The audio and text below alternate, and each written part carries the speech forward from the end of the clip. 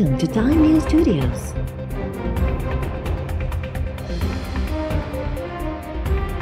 You are watching 11 AM Bulletin.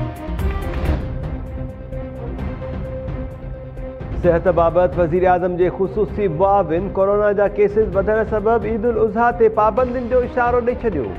Doctor Faisal सुल्तान चयो आहे त डेटा मां पतो पए थो त मुल्क में कोरोना जी चौथी लहर अची रही आहे। हालतूं ॿुधाए रहियूं आहिनि त ईद उल अज़हा बि महदूद पैमाने ते मल्हाई वेंदी। जॾहिं बि को नओं वेरिएंट ईंदो आहे त तेज़ीअ सां पखिड़िजी वेंदो आहे। मौजूदा भारतीय वेरिएंट डेल्टा 50 खां 60% तेज़ीअ सां पखिड़िजी रहियो आहे। सिंध हुकूमत तरफ़ां लागू कोरोना पाबंदियुनि जी हिमायत कंदे डॉक्टर फैसल सुल्तान चयो आहे त कराचीअ में मस्बत केसिस जी शरह 90% ताईं पहुची वई आहे। सूबाई हुकूमत जे फ़ैसिलनि सां इतफ़ाक़ करियां थो।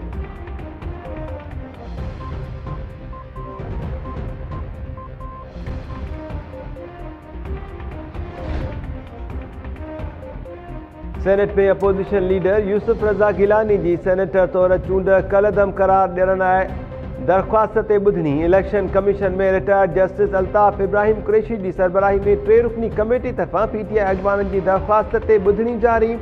ॿुधणीअ दौरान वीडियो में नज़र ईंदड़ MNA जमील अहमद ऐं फ़हीम ख़ान इलेक्शन कमीशन अॻियां पेश।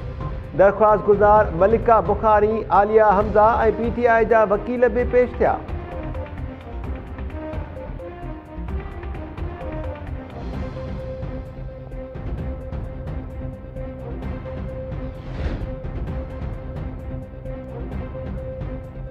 वज़ीर आज़म इमरान ख़ान पारां अॻूणे अफ़गान सदर हामिद करज़ई सां फ़ोन ते राब्तो। अफ़गानिस्तान जी सलामती ऐं इस्तेहकाम ते ॻाल्हियूं। अफ़गानिस्तान में अमन लाइ पाकिस्तान अफ़गान अॻवाननि जे इजलास जी मेज़बानी कंदो। अॻूणो सदर हामिद करज़ई, सलाहुद्दीन रब्बानी, उमर ज़ाख़िबाल, उमर दाऊदज़ई ऐं ॿियनि खे शिरकत जी दावत। उमर ज़ाख़िबाल ऐं उमर दाऊदज़ई पारां शिरकत जी तस्दीक़।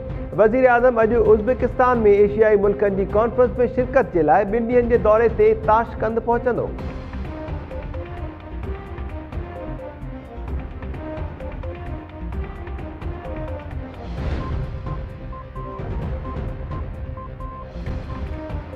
वफ़ाक़ी सरकार तरफ़ां दवाउनि ते इज़ाफ़ी टैक्स लॻाइण ख़िलाफ़ मेडिकल स्टोर्स मालिकनि पारां एहतजाज। सिंध जे मुख़्तलिफ़ इलाइक़नि में मेडिकल स्टोर्स मालिकनि तरफ़ां शटरबंद हड़ताल। उमरकोट, शाहपुर चाकर, झोल ऐं ॿियनि शहरनि में मेडिकल स्टोर्स न खुलिया। स्टोर मालिकनि जो चवणु आहे त वफ़ाक़ी हुकूमत दवाउनि ते इज़ाफ़ी टैक्स लॻाए ग़रीब माण्हुनि खां जीअण जो हक़ खसे रही आहे। दवाऊं महांगियूं थियण सां ग़रीबनि ते इज़ाफ़ी भार पवंदो। मेडिकल स्टोर मालिकनि तरफ़ां दवाउनि ते इज़ाफ़ी टैक्स वापसि वठण जो मुतालबो।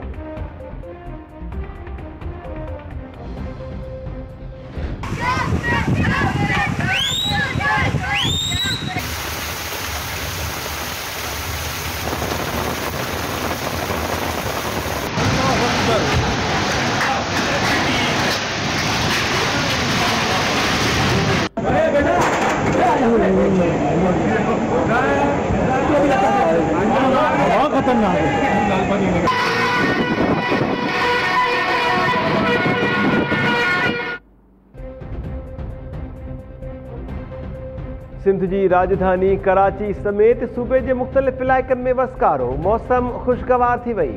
कराची जे डिफेंस, औरंगी टाउन, सदर, बर्न्स रोड, क्यामारी, लियारी ऐं ॿियनि इलाइक़नि में किथे तेज़ त किथे हल्की बरसात।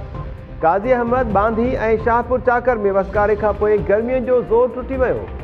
सिंध जे वॾे वज़ीर मुराद अली शाह समूरनि DCs खे पंहिंजे इलाइक़नि में अलर्ट रहण जी हिदायत करे छॾी।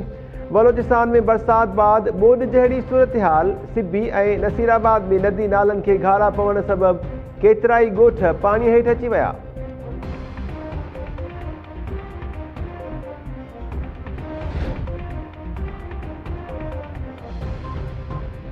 ऐं डेरा गाज़ी खान में ॾाॾे पारां पंहिंजे 2 मासूम पोटनि खे ज़ंजीरूं हणी क़ैद करण जो इंकिशाफ। पुलिस 2 ॿारनि अख्तर ऐं मुनवर अब्बास खे बाजाब कराए मुख्य जवाबदार अला बख्श खे गिरफ़्तार करे वरितो। पुलिस मूजिबि जवाबदार पोटनि खे क़ैद करे ज़ंजीरनि जी वेल्डिंग कराए छॾी हुई। वेल्डर मोहम्मद बख्श गिरफ़्तार न थियो। 2 जवाबदारनि ख़िलाफ़ केस दाख़िल।